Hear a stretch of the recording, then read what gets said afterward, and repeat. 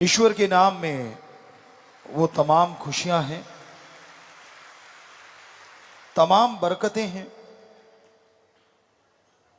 जो इंसान सोच भी नहीं सकता। इंसान की तकदीर, इंसान की किस्मत इंसान के साथ होती है, लेकिन इंसान ही है जो अपनी किस्मत को, अपनी तकदीर को बदल सकता है।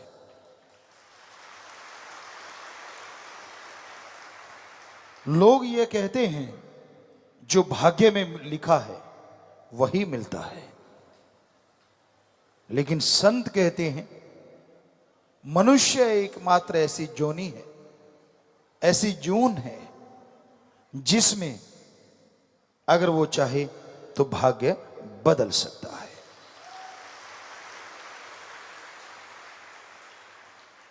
उसके लिए कर्मठता, उसके लिए कर्मयोगी और ज्ञान योगी होना बहुत जरूरी है। आप कर्म करें और ईश्वर की भक्ति इबादत करें,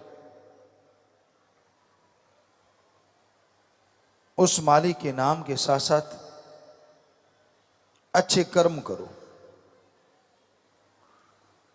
कड़ा परिश्रम करो, शारीरिक मेहनत या दिमागी मेहनत जो लगातार करते हैं, साथ में प्रभु परमात्मा का नाम जपते रहते हैं, हो ही नहीं सकता उसे अंदर बाहर किसी चीज की कमी आ जाए।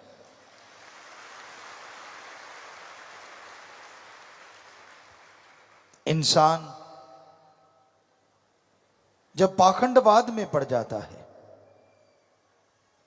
इंसान जब ढोंग दिखावे में पड़ जाता है, तब मालिक से बहुत दूर चला जाता है। उसको दिखावा नहीं, अमलों से पाया जा सकता है। दिखावे की जरूरत नहीं, आप कर्म ऐसे करो, अच्छे कर्म, कड़ा परिश्रम, हक हलाल मेहनत की कमाई और ईश्वर की भक्ति हमेशा मालिक से प्यार बढ़ाती है। और मालिक के प्यार में क्या मिलता है? क्यों करे कोई उस भगवान अल्लाह राम से प्यार? इंसान है तो इंसानों से प्यार करता है। इंसानी प्यार गलत नहीं, लेकिन उसमें हवस ना हो। इंसानी प्यार एक हद तक साथ देता है। विचार नहीं मिलते तू कौन और मैं कौन, थोड़ा झगड़ा हुआ तो तू कौन और मैं कौन। कि मालिक का प्यार ऐसा क्या है जो किया जाए और क्यों किया जाए। इंसानी जीवन में दुख आते हैं, सुख भी आते हैं, ये तो आप मानोगे। हर दिन एक जैसे नहीं रहते, ये भी आप मानोगे। कभी बीमारियां आती हैं, कभी घर में, कभी परिवार में, कभी कहीं तरह तरह की परेशानियां आ जाती हैं। क्या आप ये नहीं चाहते कि जिंदगी में हमेशा एक रस हो, खुशियां ही खुशियां हो, बीमारी आने से पहले कट जाए? कभी उतार कभी चढ़ाव, कभी उतार कभी चढ़ाव, ये जिंदगी का एक अंग है। पर अगर प्रभु से प्यार किया जाए तो वो ऐसे रंग से भर देता है कि कभी पतझड़ नहीं होता। फिर तो मालिक से प्यार करना चाहिए ना। और हैरानी ये है, आप जिससे भी प्यार करते हो कुछ लेते हो, कुछ देते हो। कोई सत्संगी भाई बहन होंगे जो बेगर्ज प्यार करते हैं, अदरवाइज रिश्तों में भी लेना देना लगा रहता है। और हैरानी ये है, प्रभु आपसे कुछ लेता नहीं और देता ही देता है, देता ही देता है। क्यों ना करें उससे प्यार? तकलीफ क्या है जो सारी तकलीफों को मिटा दे, जो पहाड़ जैसी बीमारियों को कंकर में बदल दे? जो हमें गाइड करे कि हम परमानंद में कैसे रह सकते हैं, बेगमपुर के बादशाह कैसे बन सकते हैं, उससे प्यार क्यों ना करें। और उसी के प्यार में लज्जत।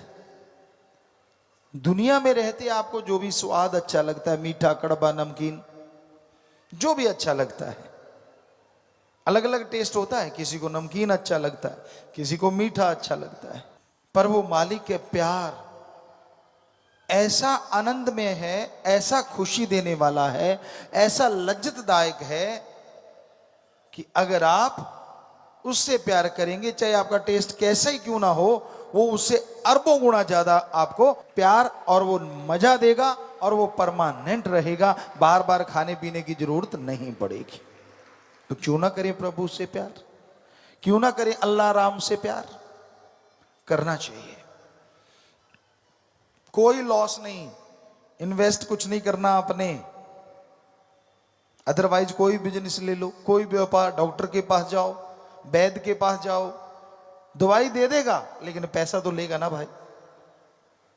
लेकिन ये मालिक राम, अल्लाह, ईश्वर, ओम हरि एक ऐसा डॉक्टर है जो बीमारी भी दूर करता है और बदले में लेता नहीं, देता भी है कि ले बेटा तेरी बीमारी भी दूर और ये ले बरकतें, ये ले लाभ, जितना मर्जी लेता जा, वो तेरी हिम्मत, तेरा दामन, तेरी झोली जैसी होगी उससे कई गुना ज्यादा वो बख्श देगा। बस तूने अपनी झोली को फटने नहीं देना। कहने का मतलब वचनों पे पहरा दीजिए, वचनों पे अमल कीजिए। वचनों पे अगर अमल करोगे, वचनों पे अगर पहरा दोगे, तभी मालिक की तमाम खुशियां आपको मिलेंगी, तभी उसकी रहमतों के हकदार आप बन पाएंगे। तो हमेशा उस परम पिता परमात्मा की भक्ति में आनंद है, उसके प्यार में खुशियां हैं। इसलिए तो दीवाने अपना सब कुछ लुटा बैठते हैं दुनिया की निगाह में, पर कोई क्या जाने वो सब लुटा के सब कुछ पा जाया करते हैं। कितने संत पीर पैगंबर हुए इस समाज में, हर कोई उनके लिए सत्कार, प्यार, मोहब्बत जरूर रखता है। दिलों में डेरे हैं उन संतों के, पीर पैगंबरों के। लेकिन कितने गुनाहगार हुए, कितने ठग चोर भयानक हुए, कोई नाम लेना नहीं जानता। सदियां गुजर गई, होते आए हैं बुराई के नुमाइंदे, लेकिन अगर कोई याद भी करता है तो बुराई के प्रतीक के रूप में। और संतों के लिए तो इज्जत से सिर झुक जाता है, जिन्होंने सारी जिंदगी समाज सुधारने के लिए लगाई हो। आप कुछ दिन घर से बाहर रहते हैं तो कैसा हो जाता है, जरा सोचिए। वो सारा टाइम ही आपके लिए तड़पते हैं, आपके लिए मालिक से दुआ, अरदास, प्रार्थना, विनती, दुआ करते हैं कि मालिक तेरी रियायत, तेरी प्रजा को सुखी रख, उसको खुशियां दे, उस पे रहमो करम कर। अब जो सुनेगा तो वो मालिक सुनता है और उनके अंदर वाणी आती है, शब्द आते हैं। आज की भाषा में कहें, कुछ भी भाषण कह लीजिए, सॉन्ग कह लीजिए, कविता कह लीजिए, उनके अंदर उतरती है और वो धड़ाधड़ बोलते चले जाते हैं। उनको तुकबंदी की जरूरत नहीं पड़ती, मालिक अपने आप तुकबंदी करता चला जाता है। तो क्यों नहीं होगी इज्जत उनके लिए? क्यों? क्या गुनाह किया उन्होंने? आदमी गुनाहगार हो सकता है, उनके पवित्र ग्रंथों को पढ़ के देखो, किसी भी धर्म के पवित्र ग्रंथ ले लो, उनमें तो इंसानियत के जज्बे से भरपूर हमें ऊर्जा मिलती है, शक्ति मिलती है। तो इंसान गलत हो सकता है, पहनावा वैसा पहन के गलत कर्म कर सकता है, पर हमारे संत पीर पैगंबर ना गलत थे, ना गलत हैं, और ना उनकी वाणी कभी गलत होगी। वो कभी किसी को गलत गाइड कर ही नहीं सकते। वो तो अच्छे कर्म करने की प्रेरणा देते हैं, सच के राह पे चलने की शिक्षा देते हैं।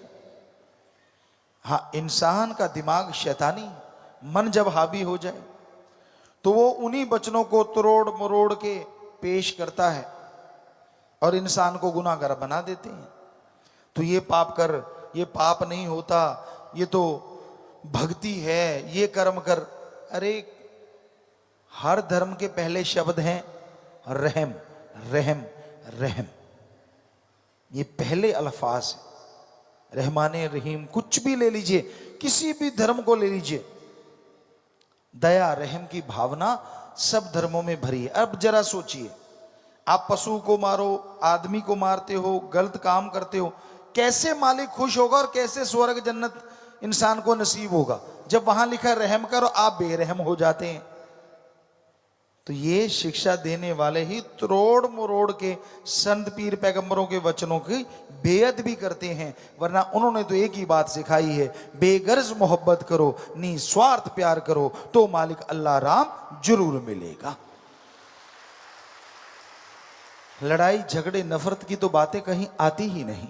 तो इंसान को संतों के वचनों को सहज भाव से लेना चाहिए। सत्संग जब सुनते हो, उसके बाद संतों के वचन सुनते हो, उनकी समझ बहुत बहुत ज्यादा आती है। अदरवाइज कुछ समझ नहीं आती। आपने कई बार पाठ सुने होंगे अलग धर्मों के, अपने अपने धर्म में सुने होंगे, बल्कि लोग वहां बैठे बैठे उकता जाते हैं, यार कब ये समाप्त होगा और कब प्रसाद मिले और हम चलते बने। सबकी निगाह प्रसाद में ज्यादा होती है, पढ़ने वाला क्या गा रहा है, क्या बोल रहा है, उसकी तरफ किसी का ध्यान ही नहीं होता।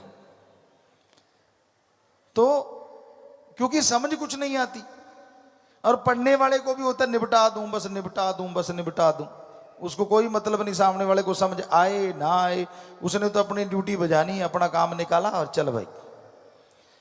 तो ये अजीबोगरीब मंजर इस कलयुग में आश्चर्य की बात नहीं है, ऐसे आम बात है। आश्चर्य की बात है यहां बैठो और आपको राम की बात समझ आने लगे, वो आश्चर्य है, क्योंकि यही सच्चा सत्संग होता है।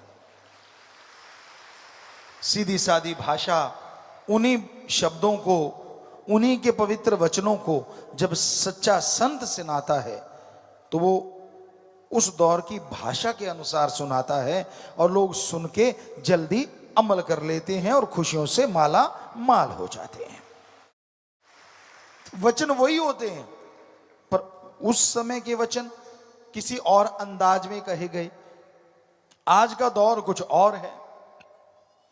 आज अगर कोई राग गाने लग जाओ, जो पुराने राग थे, बहुत सारे राग थे, बहुत धर्मों में पाए जाते हैं, उन राग के बारे में लिखा हुआ आज किसी को आता नहीं। पौड़ी गवारे की फलां फलां, अब आजकल किसी के पल्ले ही नहीं पड़ेगा वो कौन सा राग था। तो इस तरह के राग जो लिखे जा चुके हैं, जो आज के बच्चे जानते नहीं उनका नाम, कैसे गा लेंगे, और गा भी लेंगे तो आंखें खोल के देखेंगे तो चंद लोग बैठे होंगे, सारे खिसक जाएंगे। एक सज्जन ऐसा ही कोई राग सुनाने लगा, उसको लगा मैं सुना के छोड़ूंगा। सच्ची बात है, ये बहुत पहले की बात है, अब तो जमाना बहुत बदल गया, तब भी ऐसा हुआ था। तो राग गाने लगा और सामने बैठे जितने लोग थे सारे खिसक लिए, एक बुजुर्ग रह गई, वो रोने लगी बहुत। वो कहने लगा माई तू बैठी है, बाकी सब चले गए। कहती बेटा मुझे तरस आ रहा था। तरस आ रहा था? मैं तो राग सुना रहा था, तुझे तरस क्यों आ रहा था? कहती बेटा आंखों को पहुंची, नाक नूक पहुंचा, बात बताऊं? कहती बता। कहते जैसे तू अरड़ा रहा था, रात मेरी भैंस का कटड़ा अरड़ाता रहा, सुबह मर गया, मुझे डर है कहीं शाम तक तेरा काम ना हो जाए, मेरे को तेरे पे तरस आ रहा था। तो ऐसे रागों का ये हाल है आज के दौर में। आज तो जो आप जानते हो गीत संगीत या ये नहीं है कि आज भी नहीं, आज भी बहुत अच्छे अच्छे कव्वाली गाते हैं, आप सॉन्ग गाते हैं, तो लोग मस्ती से झूम उठते हैं, क्योंकि वो आज के दौर की है। पर उस समय की गाओगे तो पल्ले कुछ नहीं पड़ेगा। तो संत जितने भी आते हैं, जैसा दौर होता है उसके साथ चलेंगे तो समाज को समझाएंगे, क्योंकि उनका काम समाज को समझाना है, अपनी मान बढ़ाई नहीं कि मुझे फलां राग आता है फलां आता है। मकसद है समाज को सुधारना। वो कैसे सुधरेगा ये भी संत की सोच होती है। तो कहते जैसी हवा चले वैसी ओट कर लो। तो जैसा दौर है वैसी भाषा तो प्रयोग में लानी पड़ेगी ना। बहुत लोगों ने पूछा गुरुजी आपने फिल्म बनाई, क्या जरूरत थी? तो और हम आपको बताना चाहते हैं, हर संडे सरसा में सत्संग होता है। आप दर्ज है, आंकड़े हैं, आंकड़े देख सकते हो। फिल्म से पहले हर संडे जैसे सत्संग नहीं था, तो लोग 200-400 होते थे नशा छोड़ने वाले, गुरुमंत्र लेने वाले। सत्संग होता तो 2 से 4 हजार होते थे। और आज सत्संग भी ना करें, सिर्फ 2 दिन पहले ये बता दें कि गुरुमंत्र दिया जाएगा, और आज नशा छोड़ने वाले होते हैं 10,000 से 15,000। हमने कोई सत्संग अलग से नहीं किया, हमने कोई अलग से कुछ और नहीं किया, बस एक फिल्म आई है। क्योंकि आज की भाषा है, नौजवान इसी भाषा से काबू आएंगे। उनको समझी तभी आती है, अच्छा ऐसे भी हो सकता है, ये भी हो सकता है। कथा वार्ता जितनी मर्जी करते रहो, झंभाइयां लेने लग जाएंगे। तो इसलिए सत्संग भी छोटा करना पड़ता है। क्योंकि एक तो वैसे अलूणी सिल है, नमक मिर्च तो होता नहीं, फिर भी बीच बीच में लगाते रहते हैं। अभी कटड़े वाली आपको सुनाई, ताकि थोड़ा सा बंधा रहे आदमी। नमक मिर्ची है और क्या है, इसमें कोई बात नहीं है। लेकिन अब बिल्कुल अलूणी सिल जिसमें ना नमक हो ना मिर्च हो, खाना बकबका सा खाना अजीब होता है ना। ये अलग बात है कि कुनैन कड़वी होने के बावजूद छुपे हुए बुखार को खत्म कर देती है, ये एक अलग चीज है। लेकिन वो कुनैन लेते कैसे थे पहले, बड़ा ही मुश्किल था। हमारे दौर की हम बात करते हैं, उससे पहले तो शायद होती नहीं होगी। तो कुनैन का घोल आता था, बड़ा कड़वा जहरीला, और साथ में माताएं क्या करती थी, दूध होता था घर में, सारा दिन जो उबलता रहता है, कढ़ाई वाला कह देते हैं या कढ़ाई वाला कह देते हैं। तो उसमें बहुत सारी चीनी डाल देते थे, बिल्कुल भर देते थे चीनी से। तो उसको घोल के रखते थे। बच्चे का नाक पकड़ा, मुंह में कुनैन डाले, वो चीख मारता, नाक बंद है तो नीचे श्वास चला तो कुनैन अंदर चली जाती, ऊपर से दूध चढ़ा देते, तब जाके फिर भी आधा घंटा मुंह कड़वे का कड़वा। आजकल शुगर कोटेड कुनैन आ गई है, छोटा बच्चा भी ले सकता है क्योंकि मीठी होती है, अंदर कड़वा। तो वैसे ही संत करते हैं भाई, ये भी शुगर कोटेड कुनैन है। परम पिताजी ने जो शब्द भजन लिखे हैं, अब फिल्में बन रही हैं, ये और थोड़ा सा हनी लेप हो गया, थोड़ा सा और अच्छा लगेगा, जायका सा आता है, और उस जायके में ही काम हो जाता है। हमने तो काम ही करना है, चाहे कुछ भी करें जतन वापिस तो में ले जाएंगे।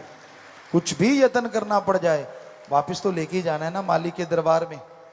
यही संतों की ड्यूटी होती है, यही संतों का फर्ज होता है। अब किसी बुजुर्ग को अच्छा ना लगे तो ना लगे भाई, तू तो खा पी लिया, अब जवानों को तो संभालना है। कई होते बैठे बैठे यो ना काम अच्छा किया भाई, यो फिल्म वाला काम ना जचे, तेरे नहीं जचता, तेरे पड़पोतों को पोतों को सबको जचेगा, और तू तो तर लिया, उनको तो तरने दे कम से कम। कई बैठे बैठे नाक मुंह सिकोड़ते रहते हैं, उनको पता ही नहीं होता ये क्या है। तो संतों के खेल, तुलसी कहे संत को चीना, तुलसी हाथ कान को दीना, जो कि कहे संत को चीना। तो ये बात ही अलग होती है, उनका अपना तरीका होता है, हर किसी का। हमारा तरीका परमपिता शास्त्र नाम श्याम मस्तान जी जैसा ख्याल देते हैं, जैसी में आवे खसम की वाणी, तैसड़ा करी ज्ञान भी लालो, कि जैसा मालिक ख्याल देते हैं वैसा आपके सामने ज्ञान कर देते हैं। और ये परमपिता शास्त्र नाम दाता रहबर का रहमो करम, कभी भी हम कोई भाषण तैयार करके नहीं लाते, चाहे वो भंडारा हो, चाहे सत्संग हो, चाहे मजलिस हो, एट द स्पॉट जैसा वो ख्याल देते रहते हैं वैसे आपको बताते रहते हैं। शायद इसीलिए हाथों हाथ आप अमल करते हैं तो हाथों हाथ ही उसका असर होना शुरू हो जाता है। बात तो अमलों की है भाई, यहां अमल दिखाया, बाहर जाके कुछ का कुछ खिलाया, तो फिर वो खस्म तो जानता है ना, वो तो अंदर रहता है ना। चालाकी तो उससे चल सकती है, चलो आदमी आदमी से कर सकता है, मैं होशियार हूं उसको पता नहीं चलने देता, पर जो रहता ही अंदर है उससे बताओ कौन सा पर्दा करोगे, वो तो अंदर बैठा है, हर धड़कन में, हर श्वास में है।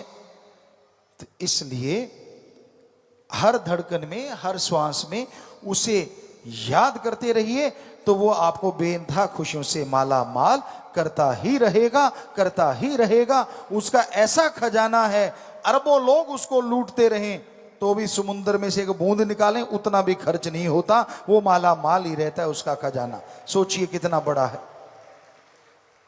तो उस खजाने को हासिल करना चाहते हो, उसकी खुशियां हासिल करना चाहते हो, तो आप सेवा और सुमरन में ध्यान लगाया करो। जितनी सेवा कर सको, जितना सुमरण कर सको, वही आपको बरकतें देगा, वही आपको खुशियां देगा। प्रेम से ही ये दुनिया हंसी है, जो प्रेम नहीं है तो कुछ भी नहीं है। मालिक का प्यार उस ओम हरि अल्लाह गौड़ खुदा रब वाहिगुरु ईश्वर, जिसके करोड़ों अरबों नाम हैं, उसका प्यार, उसकी मोहब्बत एक गुनाहगार को भी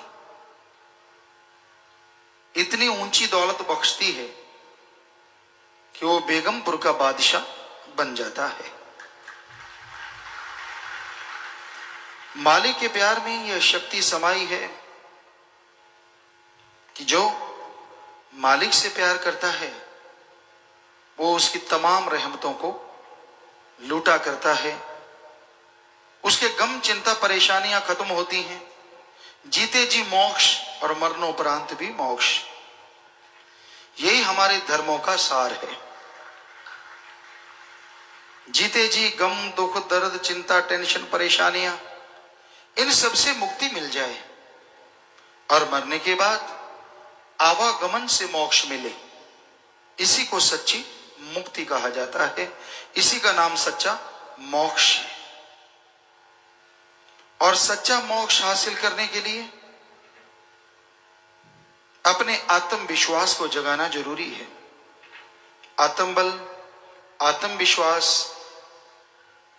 जो जिसके अंदर जितना बुलंदी पे होता है वो उतना ही अच्छे नेक कामों में तरक्की करता चला जाता है, उतनी ही उसके अंदर असीम शांति रहती है। तो अपने आत्मबल को जगाने के लिए सत्संग सुन के अमल करना जरूरी है। पर यह घोर कलयुग है, भयानक कलयुग।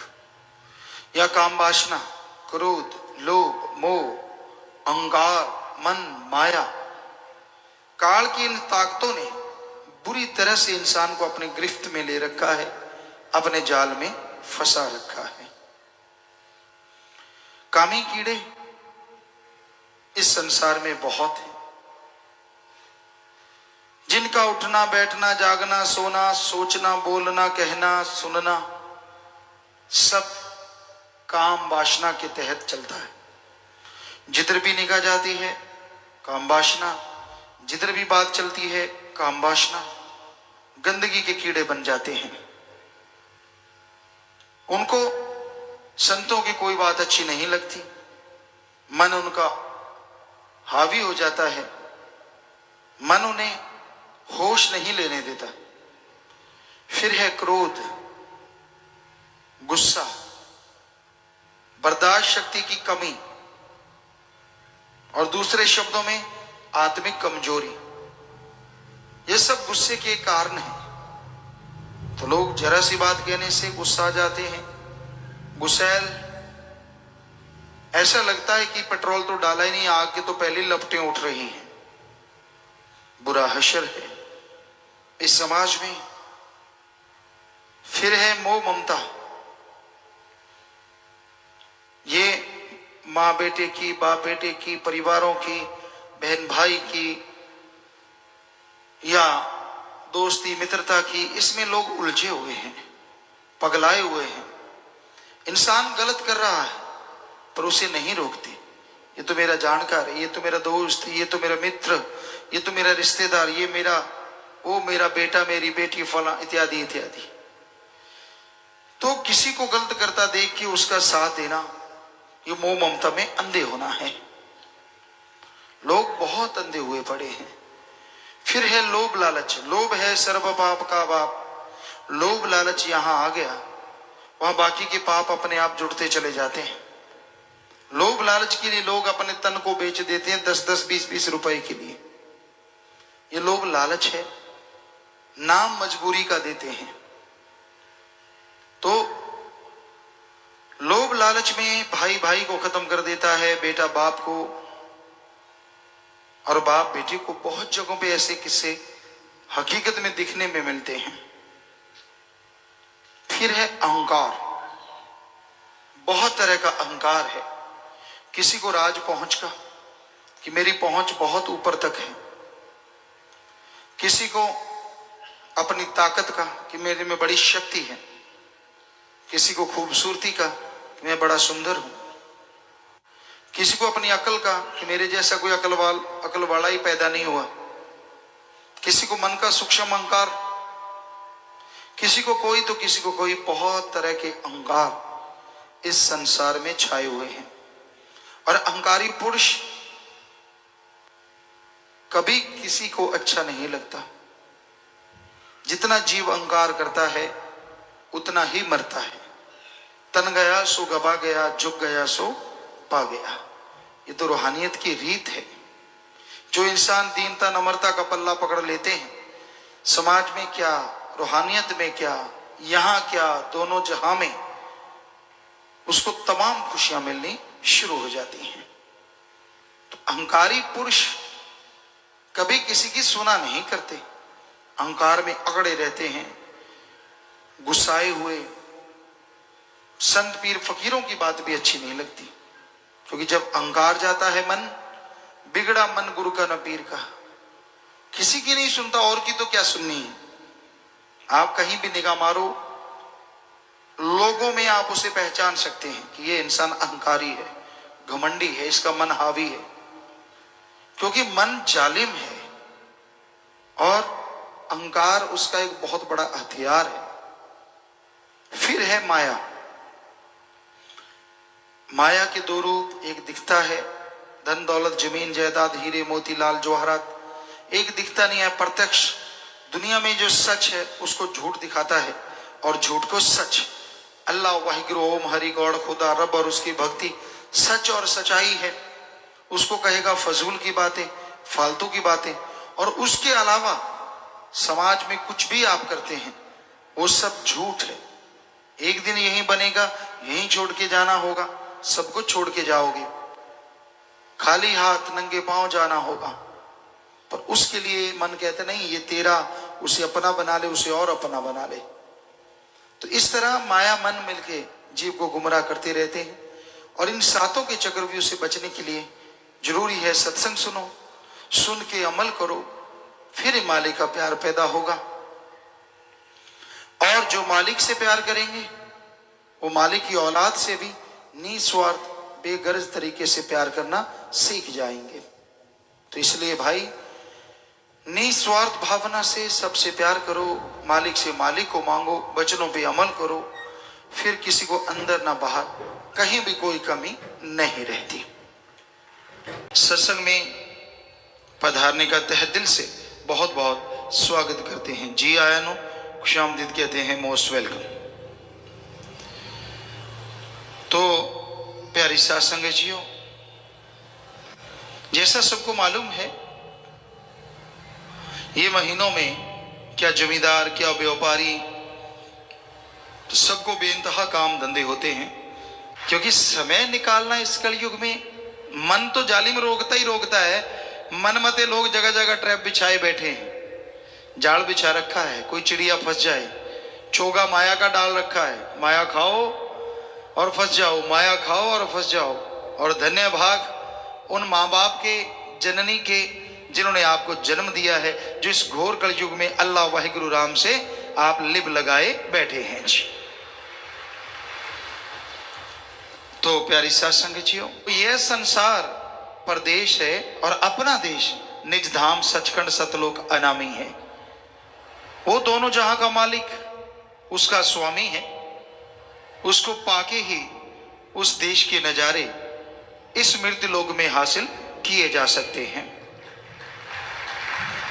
आप अगर देखना चाहते हैं निज धाम सचखंड सतलोक अनामी क्या है, तो यह जरूरी है कि आप सुमरन करें, भक्ति इबादत करें। सुमरन से ही यह सब संभव है। सुमरन के द्वारा ही आप इस मृत्यु लोक में रहते हुए अपने निज धाम सचखंड सतलोक अनामी को देख सकते हैं। उसको देखना क्यों जरूरी है, जरा सोचिए। इस काल की नगरी जो सचखंड सतलोक अनामी के सामने गंदगी का ढेर है, इसमें आपका इतना दिल लगा हुआ है कि मरने का नाम से भी लोग डरते हैं। कहने को तो कई भक्त कह देते हैं कोई बात नहीं, ओढ़ निभ जाएगी, लेकिन हमने गुजरात में देखा, वहां रुके भूकंप आ रहा था, बहुत बड़ा भूकंप आया था, लेकिन गए तो 6 पॉइंट कुछ भूकंप फिर आया। हालांकि हम लोग सब लोग टेंट में थे, हम भी टेंट में थे, एक टीले पे टेंट लगाया हुआ था और सेवादार भी टेंट में थे। तो कई सेवादार तो नारे लगा के बाहर निकल गए, मर गए मर गए मर गए। हमने कहा है क्या हो गया? पूछा क्या हुआ भाई? कहते भूकंप आया था। तो फिर आपने क्यों शोर मचाया? आपका तो टेंट था, सादा सा तंबू था। कहते डर तो लगता ही है। मतलब सीधा सा, कितना ज्ञान हो जाए, कितना सचखंड की बातें बता दें, भगवान के नूरी स्वरूप की चर्चा कर दें और ये बता दें कि उसके सामने गंदगी है, कहते ना चाटूंगा। तो आज सोचिए ये देश संसार गंदगी कहा है संतों ने, पर आदमी कहते ना मक्खी की तरह मैं तो चाटूंगा। बुरा हाल है। पर पता कैसे चले, ये कैसे माने कि वाकई ये गंदगी है और वो वाकई अमृत है, आबो हयात है, हरी रस? कैसे पता चले? ये तभी पता चले ना जब उसका नजारा देखे। इस मृत्युलोक में, इस संसार में, इस दुनिया में रहते आप अगर परम पिता परमात्मा का नाम जपेंगे, उसके नजारे देख पाएंगे, तो ही वो निजधाम, तो ही वो सचखंड का नजारा इस दुनिया में रहते आप देख सकते हैं। चारों तरफ गंदगी है, काम वासना, क्रोध, लोभ, मोह, अहंकार, मन और माया। ऐसी गंदगी संसार में फैल चुकी है, कह नहीं सकते कौन इस गंदगी से बचा है और कौन इस गंदगी में लिप्त है। वैसे तो सारा संसार इस गंदगी में लिप्त है। बचे वो हैं जिन पे कृपा राम की, जो सत्संग में आते हैं, सत्संग सुनते हैं और सुन के अमल कमाते हैं, वही इस गंदगी से बचे हुए हैं। वरना जिसे देखो कामी कीड़ा बना हुआ है, काम वासना की आग में जलता हुआ इंसान बर्बाद हो रहा है, व्याकुल हो रहा है, किसी गुरु पीर की बात को नहीं मानता। हर टाइम काम वासना, सामने माँ, बहन, बेटा, बाप, भाई, कोई भी आ जाता है, जो गंदगी का कीड़ा बन गया उसे गंदगी ही गंदगी नजर आती है। ऐसा अजमाया है, ऐसा हमने देखा है। हमसे ही माफियां ले ले के लोग हमें ही बुरा कहते हैं, हमें कोई परवाह नहीं। क्यों माफी ली? अपनी सगी बहन, अपनी सगी रिश्ते में बहन के साथ वो बुरा कर्म किया जो दुनिया को नहीं पता। हम अब भी नाम नहीं लेंगे किसी का, क्योंकि हम अपना असूल नहीं त्यागते। दुनिया वाले चाहे कुछ भी कहते रहें, नाम ले लेके हमसे माफियां ली। उनके माँ बाप को भी चिताया कि भाई ये ऐसा है, कहते ना ना, यानी संतों की बात सच्ची नहीं है। हमारे पास आके माफियां ली, मुझसे गलती हुई, मुझसे ऐसा हुआ, और हमने कहा बेटा कोई बात नहीं, राम का नाम जपो, है तो ये महा गलती, पर ऐसी करनी नहीं चाहिए। तो माया रानी का खेल ऐसा चलता है, जब माया रानी आ जाती है तो फिर इंसान जैसा खुद होता है सामने वाले को उसी तराजू में तोलना शुरू कर देता है। ऐसे गंदगी के कीड़ों का हशर गंदगी वालों का जैसे होता है वैसे ही होता है। हम तो सबके लिए नेक दुआ करते हैं कि मालिक सबका भला कर। जो समाज में बुराइयां फैला रहे हैं, वैश्यावृत्ति फैल रही है, बुराइयां फैल रही हैं, तो उनका सीधा राह दिखा। कैसे दिखाना है ये तेरी मर्जी है, क्योंकि तेरी मर्जी को कोई रोक नहीं सकता। पर तेरे से दुआ कर सकते हैं, तेरे से प्रार्थना कर सकते हैं कि हे मेरे मौला, हे मेरे रहबर, जो गंदगी के कीड़े बन गए हैं उनको फिर से इंसान बना, फिर से अपनी भक्ति में लगा, ताकि तमाम खुशियां उनकी झोली में आ सकें जिनसे वो दूर हो गए हैं। तो संतों का काम दुआ करना है। वो कोई दिखावा या भाषणबाजी नहीं करते, जो बात कहते हैं वो दिल से कहते हैं, भावना से कहते हैं।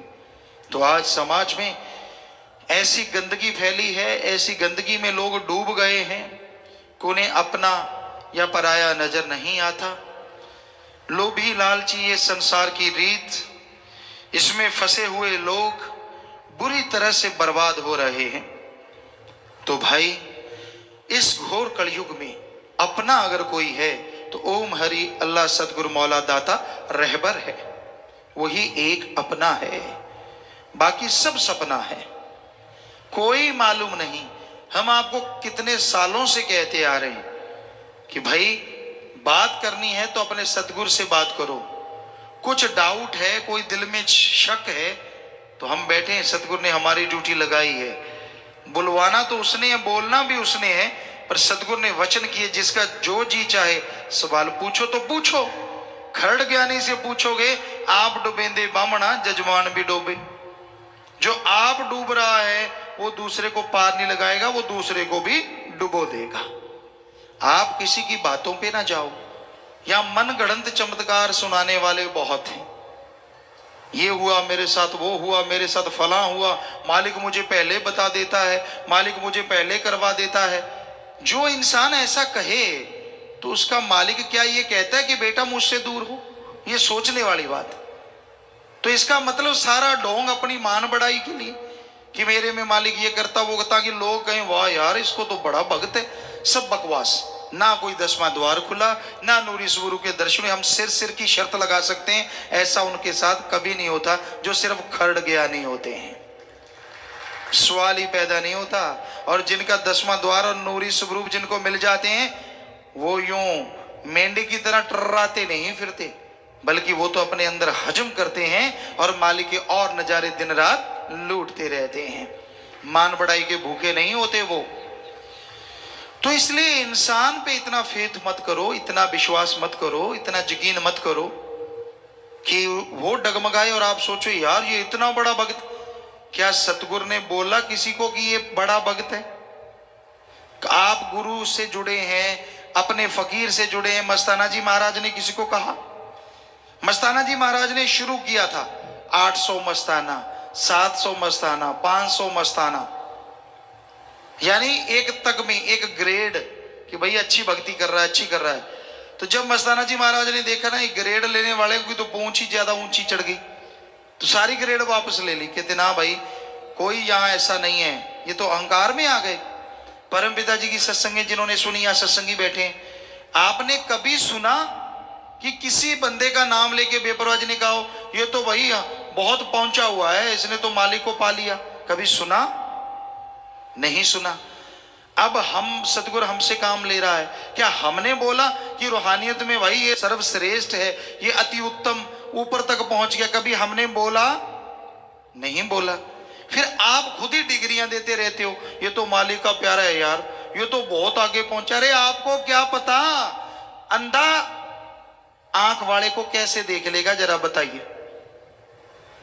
जो जिसने खुद 10वां द्वार नहीं खुला, खुद नूरी स्वरूप के दर्शन नहीं हुए, वो कैसे कह सकता है कि ये सामने वाला यार पहुंचा हुआ है? पहुंचा हुआ शातिर हो सकता है, पहुंचा हुआ मालिक का प्यारा बड़बड़ नहीं करता, बल्कि वो तो हजम करता है। सिर्फ ये कहता है कि मालिक से जुड़ो, मेरे से क्या पूछते हो, नजारे मालिक देगा, अंदर से जुड़ के देखो, वो सच्चा है, बस वो ही सच्चा है।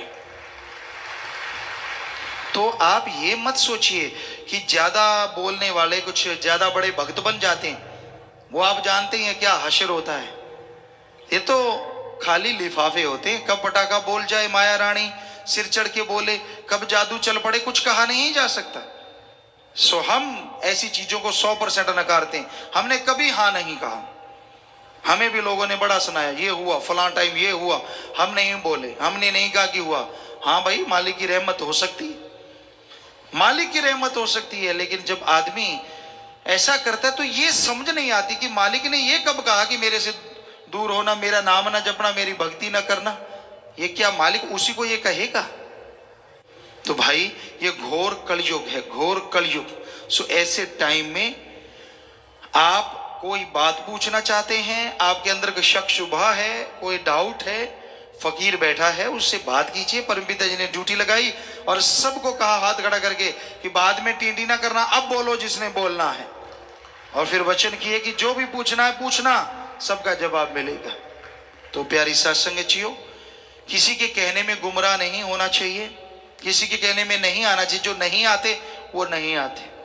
हमने देखा है, ये आज से थोड़े ना चला है। जब से साईं जी ने ये दरबार बनाया तब से किसी ने कुछ बोला, किसी ने कुछ बोलते रहे, लोग बोलते हैं, बोलते रहे, हमें क्या।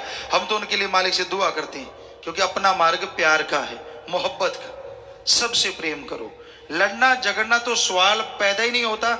हमारा हुक्म तो क्या, हम कल्पना भी नहीं करते कि किसी से लड़ो, किसी से झगड़ा करो, किसी को गलत बोलो, कल्पना भी नहीं कर सकते। बोलना तो भूल ही जाओ आप कि हम बोलेंगे कि किसी का बुरा करो या ऐसा करो।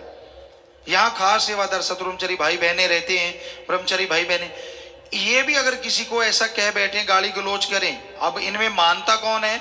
हम कुछ नहीं कहेंगे, मानते हैं हम तो यही कहेंगे कि भाई अगर आप किसी को बहुत ज्यादा बुरा बोला तो लंगर अपना बंद करो, एक 24 घंटे खाना ना खाओ, बल्कि मौन व्रत भी रखो कि ये जुबान को, मन को गाली दो कि तू इतना बोला, मैं आज पूरा दिन नहीं बोलूं।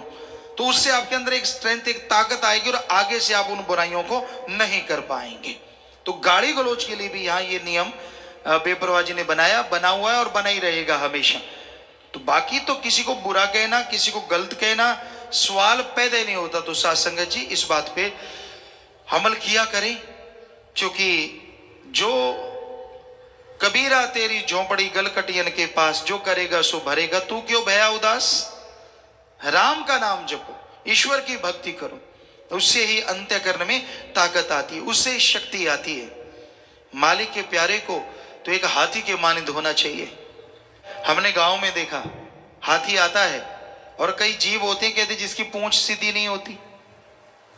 किसी ने कहते 12 साल पाइप में डाल दी, पाइप निकाली, पूंछ वैसी की वैसी।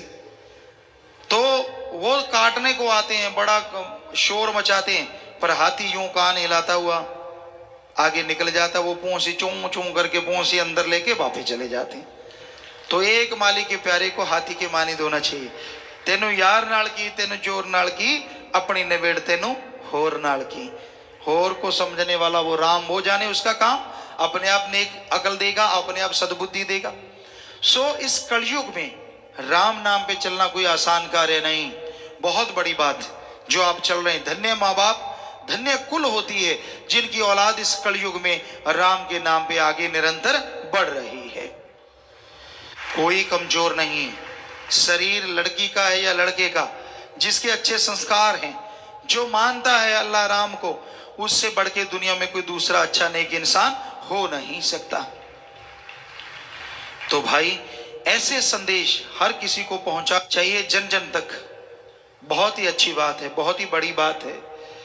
तो ये देश पराया देश, यहां पे इंसान मेहमान बन के आया है, और मेहमान को तो मालूम होता है 2 दिन रुकना है, 4 दिन रुकना है, पर इस दुनिया में आने वाले मेहमान को यह मालूम नहीं है कि कितनी देर रुकना है।